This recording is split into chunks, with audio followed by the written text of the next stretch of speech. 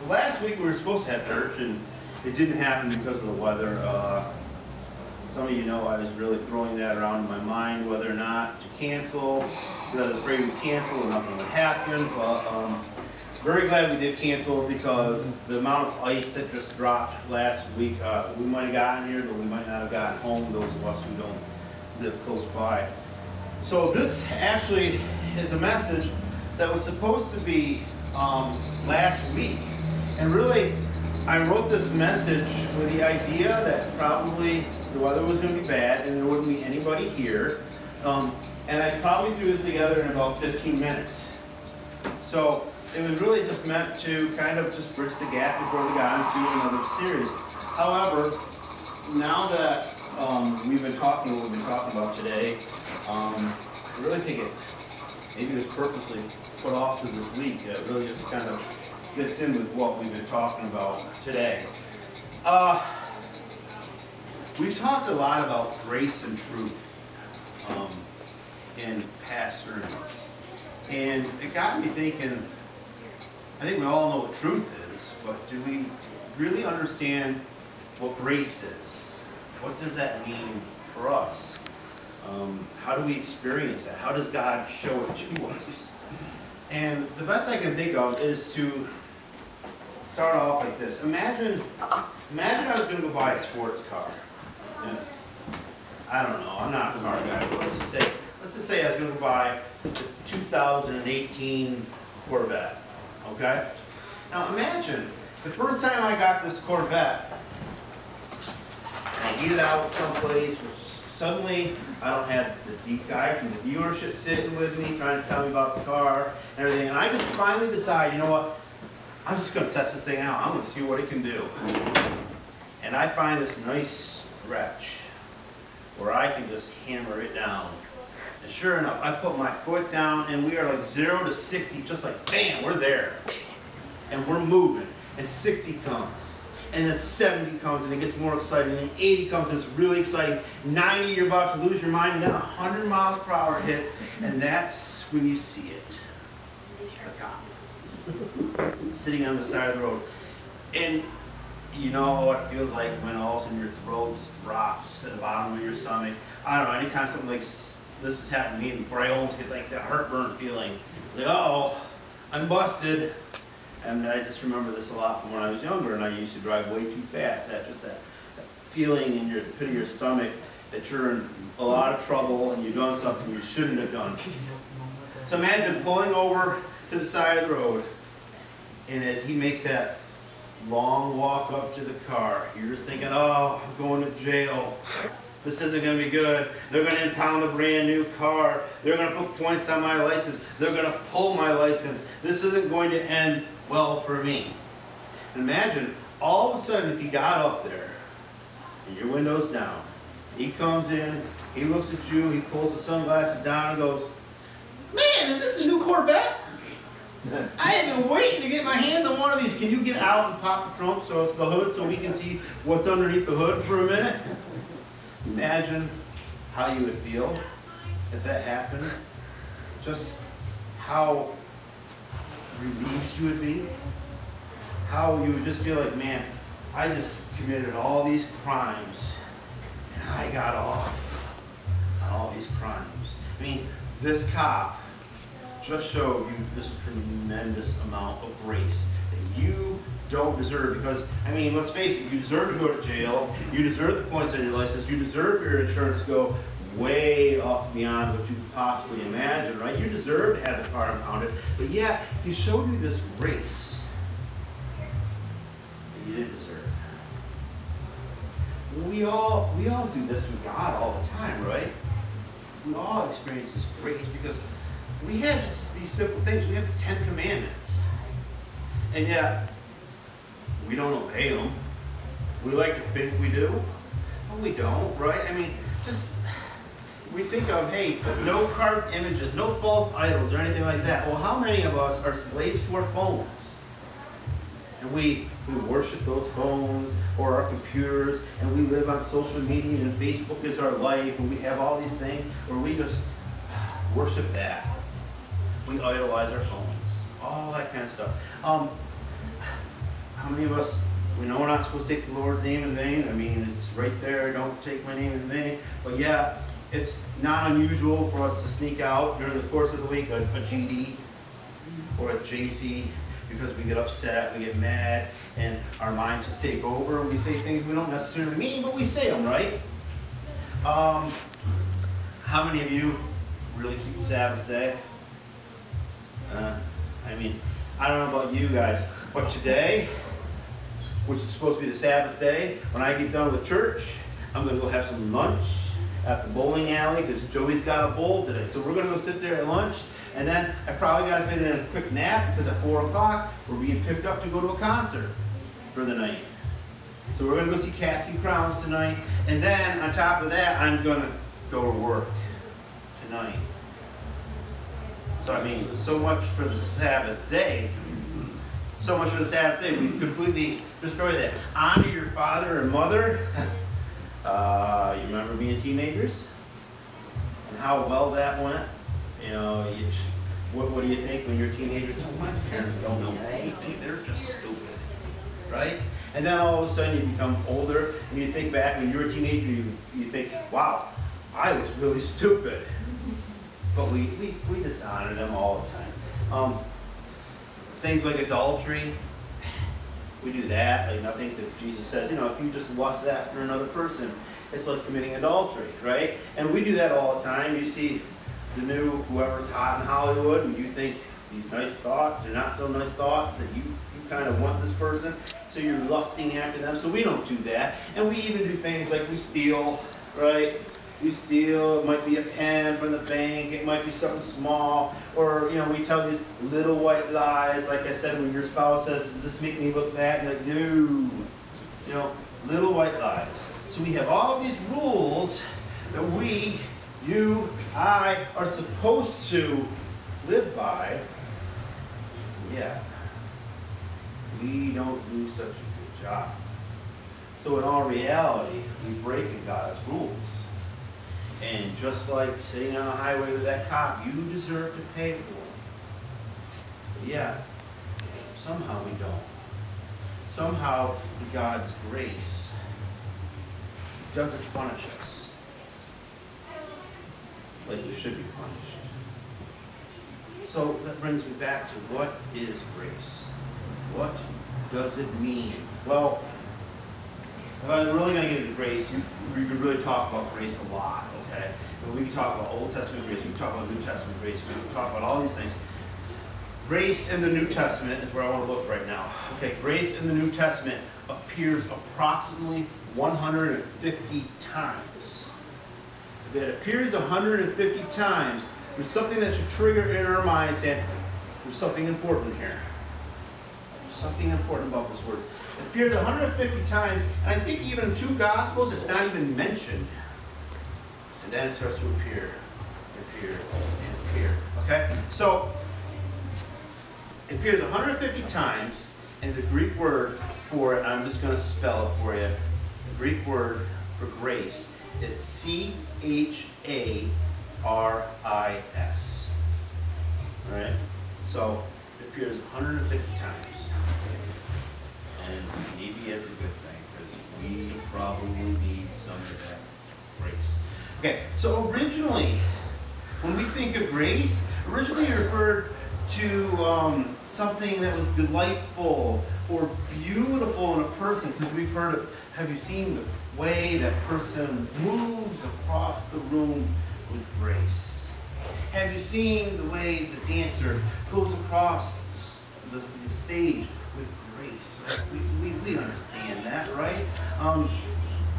It was also known as an act which brought pleasure to others, right? We think of grace when we think of, you know, someone's gracious with their giving and their loving, and really for those of us who receive grace, it brings thanks and thankfulness to us, right? So I want to give you a couple of biblical definitions of grace, okay? And these, you're not going to find this in the Bible. But here's some biblical definitions of what grace means. Grace. God's favor toward the Worthy. Ooh, me. I'm completely unworthy of God's grace. I admit it, I can see it. Everything I just told you about, all those little 10 commandment things that we break, yeah, probably done most of them, if not all of them at some point in time, except for the killing part. I don't think I've done that at any time in my life. But yeah, I'm completely unworthy of God's grace, okay? So, God's favor toward the unworthy or God's benevolence, I'm undeserving. Ooh, that's me again. Totally undeserving. I don't deserve any of it, right? In His grace, God is willing to forgive us and bless us abundantly. Ooh, me again. I have been forgiven, and I gotta tell you, I have been blessed abundantly with what God has done for me in my life. You know, I might have periods where it seems like life isn't going all that well, and periods where I struggle, but I've been blessed abundantly, no doubt about it. In spite of the fact that we don't deserve to be treated so well or dealt with so generously. I'm unworthy, I'm undeserving, I broke all the rules, I've been blessed abundantly, and I've been treated by God so well, and dealt with so generously, even though I don't deserve it. That's God's grace towards us. That is a definition of biblical grace. I got a couple other ones here. Grace, undeserved acceptance and love received from another. All right, yep, undeserved. Like I said, I'm undeserved of the love received from God. And probably all of us are. We don't deserve it. We don't do the things He asked us to do. We struggle in our lives all the time. We mess up. We make mistakes. We don't listen. But yet, we continue to receive this love from God. And this one is probably my favorite. And it's short and it's sweet. But undeserved favor granted by a superior to an inferior. You can't show grace to God because you are inferior. He is a superior. But He can show grace to us. It's kind of like mercy, right? In order to show mercy, you have to be the stronger person. The weak doesn't show mercy to the strong. The strong shows mercy to the weak. Now that is what God is doing for us. He's always showing us His grace because He's the superior one to us who are inferior. So, when I think of all this stuff, when I think about grace, I think about Peter in the Bible so much. And just to look at what we know about Peter. Peter, just a fisherman. Nothing special about him. That's all he was. He wasn't anybody important. Just a fisherman, a simple fisherman in those days. He was impulsive, right? It's nothing for us to see Peter say something probably without filtering it through his brain much, where he just spouts off at the mouth and says something maybe you shouldn't see. And it's kind of one of the reasons I like Peter so much is because he's just one of the guys. Right? He talks too much, says stuff he shouldn't have said. He, though, eventually, he becomes bold enough with his preaching, right, to where he is going out into the world and he is spreading the gospel and spreading the news about Jesus to everybody. He was one of the core members, one of the very first ones that Jesus went out and took up as an apostle. Jesus called him the Rock at times, you know. Rock, you're going to be my rock, Peter. You're going to be my rock. And told him, hey, you're not just going to fish for fish anymore. I'm going to make you a fisher of men. Right? And he would even be the one that would deny Jesus 3 times. And then later, after denying him, we're told that he was crucified upside down due to his faith. So, I mean, that's a lot to know about Peter, right? But the thing with Peter is if I said to you, well, what do we learn from Peter? You'd probably get blank looks. And we're like, well, we know a lot about Peter, but what do we learn from Peter? It's a tricky question. So what do we learn from Peter? And this is what I think we learn from Peter, all right? What we learn through Peter, we learn that Christians falter at times. Yeah, don't we all falter at times? Doesn't that happen to every single one of us? We all falter, like he did when he denied Jesus. But when they return to Jesus, he forgives them and straightens their faith. That's what we learn from Peter, that we falter. But when we return, he strengthens us. And that's really good news, because we're all going to falter at times. We're all going to make mistakes. We're all going to pull away, do something in our lives. We're going to be taking a step back from our faith at times. We're going to have doubts. We're not going to know how to deal with them. But that's what we learned from Peter. That's going to happen. And that by his grace, we'll be forgiven for that. So, I wanted to talk just about some of the things that Peter saw in his time. That was grace that was being given to him, or it was grace towards somebody else that he witnessed. And there's tons of things that we can mention. And I picked out a handful of ones to mention. So this is just some of the stuff, okay? But if you think about Peter just listening one day to Jesus preach, Jesus teach. And they're gathering, and they're in this room, and all of a sudden, this paralyzed man, they cut a hole through the ceiling, and they lower this paralyzed man down to Jesus. And Peter, you probably just woke up. What's he going to do? What's he going to do? And all of a sudden, this little debate happens between the Pharisees, happens between Jesus, and with just mere words, Jesus says to him, get up and walk. And he gets up and walks. Can you imagine Peter? I mean, we hear these stories, but imagine being there yourself and watching this guy who perhaps you knew, all these people knew their whole lives growing up in the same town. Yeah, he can't walk, he's paralyzed. And all of a sudden, Jesus bows down and says, get up and walk. And all of a sudden, he's up. And he's moving around. Can you imagine what you would feel at that moment watching that happen? And then we've talked in the past how Jesus goes to Matthew, this sinner, this tax collector, who was the low of the low because you're a tax collector. And what's he do? He invites him into the group. And he says, you know what, we're going to go to your house and we're going to have dinner. Can you imagine thinking, but Jesus, he's a tax collector. You can't invite him in with us. Imagine the grace that came from Jesus for doing that day. Imagine what he witnesses, seeing these people who are demon possessed, and just seeing Jesus with just words remove these demons from these people. How do you explain that? I mean, here's Joe. We know Joe, and Joe's he's been crazy for 10 years with this demon, and Jesus just walks up and touches him, and all of a sudden Joe's fine. How do you explain that? The grace and the love that came from Jesus to do that. It's amazing. There's a woman bleeding for years. All she does is she's come up and she just touches Jesus. And Jesus knows she touches him.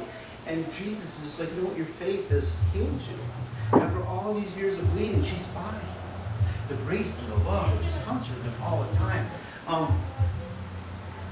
Jesus restores people to life. On more than one account, there was this little girl, and she's dying, and all of a sudden Jesus gets there, and she's dead, and they even say, Jesus, she's sleeping. And they don't mean she's sleeping, she means, look, she's gone, she's dead, right? And, you know, he just kind of says, you know what, hey, it's only temporary. And they're like, yeah, temporary, dead. Death is not temporary. And they laugh at Jesus, right? They laugh at him because he's saying it's temporary. And he goes in and he heals her. And she goes back to life. And what he does is he teaches us in that moment that we have to maintain hope and trust in Him. And if that doesn't go with what that last song we just heard was, that hope and trust in Him, that's what He's teaching us. To keep that hope and trust in Him. Jesus, Peter, see, there's no food. We have 5,000 men here, plus women and children. And all of a sudden, Peter watches Jesus feed all.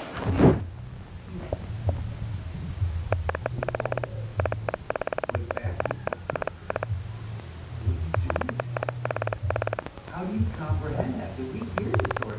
We just can't even think, well, there was fish, and then all of a sudden they multiplied, and how did they see it multiply? We can't even think how that multiplied. And then there's this day when Jesus goes and he gets Peter. Peter's one of them. He gets James and John, and he takes them up on this mountain, right? And all of a sudden he's transformed, we're told, and his clothes turn white, into a white that we can't imagine, into a color of white that is so bright your best bleach can't make it. And it witnesses. And then all of a sudden Elijah and Moses appear with Jesus. I mean, this is, I would be so grateful if Jesus chose me to see this moment in time. And then they hear the voice of God. How do you deal with that? What do you do with that? Do you just go down and eat breakfast like it's any other day? Carry about? What do you do with that? We hear stories of Jesus healing blind people with mud that he picks up from the ground. Again, this person's been blind. We knew this person all our life. He's always been blind. And all of a sudden, Jesus puts some mud on their eyes and they're fine. And Jesus heals Peter's mother-in-law. I mean, when we say, okay, she had a fever. Yeah, she was probably circling the drain. All right? She's probably doing really bad. And all of a sudden, Jesus is there, and a couple minutes later, she's fine. And she's up, and she's cooking meals and all that. All that, just, I mean, these are things that we can't just comprehend. We've never seen it. We don't understand it. And there's this one story where the disciples are out in a boat. And all of a sudden, they see what they think is a ghost walking across the water. They realize, whoa, it's not a ghost. It's Jesus. And it's Peter who gets the courage to step off the boat. And he steps off the boat. He's looking at Jesus and everything's fine. And Peter and Jesus are walking on water. But then Peter looks away. He takes his focus off of Jesus. And as he does this, he sinks. Because what happens is when he looked away from Jesus, he noticed the wind. He noticed the waves. He noticed the thunder and the rain. He notices all this kind of stuff. The same things that we notice in our life when we look away from Jesus. We notice when we look away from Jesus. We notice the wind. We notice the sound of the wind. We hear the thunder. We feel the rain. We see the waves. And suddenly when we're not looking at Jesus, we start to sink. And if we're lucky, we're smart enough to look back and see that hand that comes down into the water to pull us back up out of that water. So many people won't manage to get pulled out of the water because they won't look back. So, knowing that one time when he did that, there was another instance after Jesus has been crucified and he's come back and they've seen him. But the disciples are out fishing. And all of a sudden, on the shoreline, Jesus appears. And as Jesus is there on the shoreline, he begins to talk to them. And I kind of find the whole conversation a little bit funny because I think he's playing with them a little bit. Because he's done this before. It was like, hey, you caught anything? And they're like, no, they don't even notice it or anything at first. And I just think it's his way of messing with them a little bit. But then they realize who it is. And Peter, who for whatever reason didn't have clothes on, must have been out, I don't know. Says he jumps in the water and he swims for Jesus. I mean, he just jumps off the boat in the middle of the sea and swims towards Jesus with everything in him. And he gets there, right? And he finally gets to Jesus, and they sit down around the campfire. They're together. And Jesus, knowing everything he knows, knowing what happened, okay? And what happened is there's this point before Jesus was arrested, crucified. Jesus has this conversation with Peter, who was also named Simon, right? And this is the conversation that he has with him. He says, Simon, Simon, Satan has asked to sift all of you as wheat. What is he saying? Simon, Satan's asked to test all of you, okay? But I have prayed for you, Simon, that your faith may not fail. I think he does that with all of us. Prays that our faith won't fail. But our faith fails sometimes. Our faith fails. We walk away for whatever reason. The devil gets us. And our faith fails. But then he goes on to say, and when you have turned back, okay, you're going to fail, you're going to go away, you're going to move away. But when you come back, you're coming back. Strengthen your brothers. You're going to go away. I understand that. Satan's going to test you. You're going to have doubts and all that stuff is going to happen. But when that stuff happens, when you come back, you'll be stronger than you were before. And now, what happens is he's arrested. And he's crucified. And during that time, you all know the story. Peter fails with his faith. And he's questioned by a middle school girl. Hey, don't we know you? You were with Jesus. No, not me. Not me. I wasn't the one with Jesus. No. And he does it 3 times. Denies him 3 times. And here we are, all this time later, and Peter has swam off that boat to get to Jesus. And they're around the campfire together, and they're about to eat breakfast. And Jesus just looks at him and says, Peter, do you love me? Peter, of course I love you, Jesus. And Jesus says, well, then feed my sheep. Peter, yes, Jesus. Do you love me? Yeah, Jesus, you know I love you. All right, Peter, feed my sheep for a second time. Peter, yes, Jesus, what is it? Do you love me? Yes, Jesus, you know I love you. I mean, there's no doubt about it. I just jumped off that boat to get you. You know that I love you. Peter, feed my sheep. Strengthen your brothers. Come back to me, stronger. And he does so much for that. From that point on, we know that Peter really becomes the rock. And he builds up his church. And it's strong. And he is no longer afraid to preach the good news to anybody.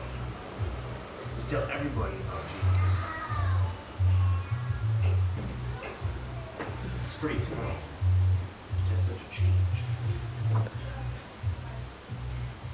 But the thing that Peter did, we're afraid to do, is if you remember last time we went, we talked about there's this line that we don't like to cross. The church puts down a line, Jesus crossed that line, because that's where the people were on the other side of that line. And there's these lines that have been put on the ground for us as a church, and we have to be unafraid to cross the line. What we really have to do, we have to be like Peter was. And we have to be unafraid to jump off the boat. Because we're comfortable. We're comfortable where we are. We're all sitting today in churches all around the country. We're all sitting in these comfortable boats with our friends and the people we're comfortable with. And that's not getting us anywhere. We're not reaching people like that. At some point, we have to ask ourselves, is the people that are on the shore important enough for me to jump off the comfort of the boat, to jump into the sea where there's waves, where there's rain, where there's thunder and lightning, and where things can go wrong? Are we willing to do it? Are we willing, even when we falter, to know I falter and I'm going to swallow? And I'm willing to dare to jump off the boat, to get out of my comfort zone. And I'm going to seek out those that are lost. And like we said last time, are we willing to do what others aren't willing to do? Are we as a church willing to go where other churches won't go? Are we willing to try to reach those people that other churches are unwilling to reach? How do we do that? And the answer is simply step out of the boat.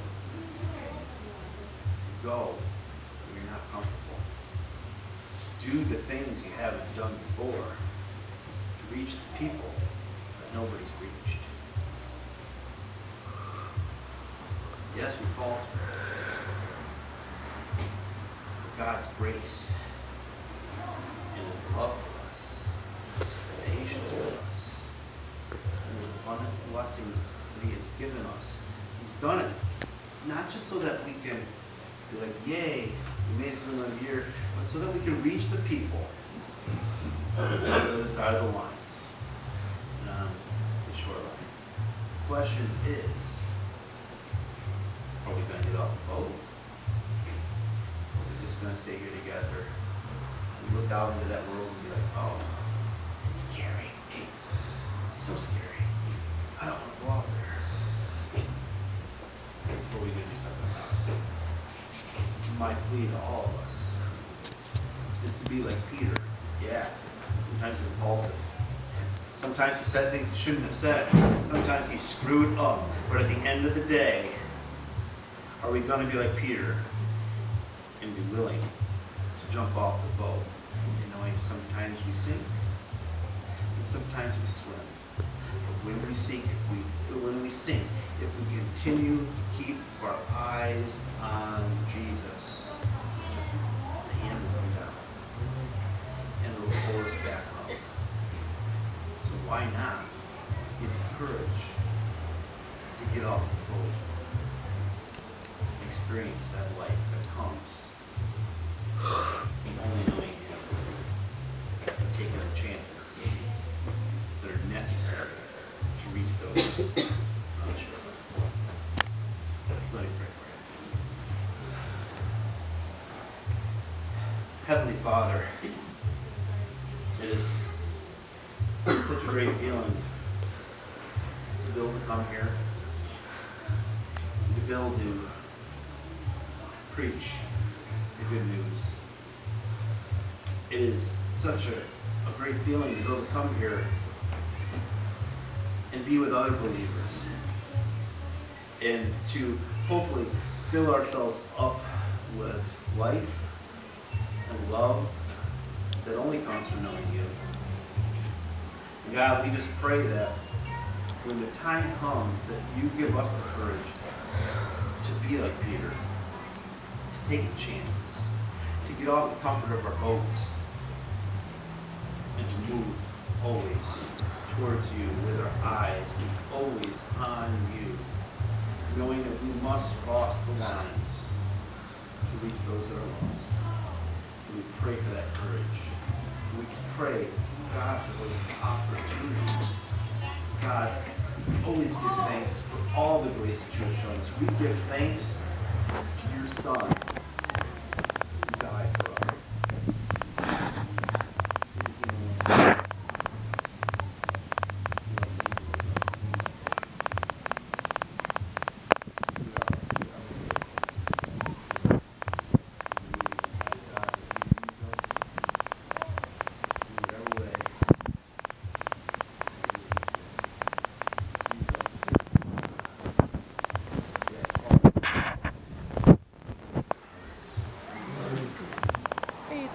I hope you enjoyed the sermon. Make sure you come down to As I Am Church. It's on 20 South Broad in Norwich. Like As I Am on Facebook to stay in touch with everything that they're doing. And I hope you have a great day.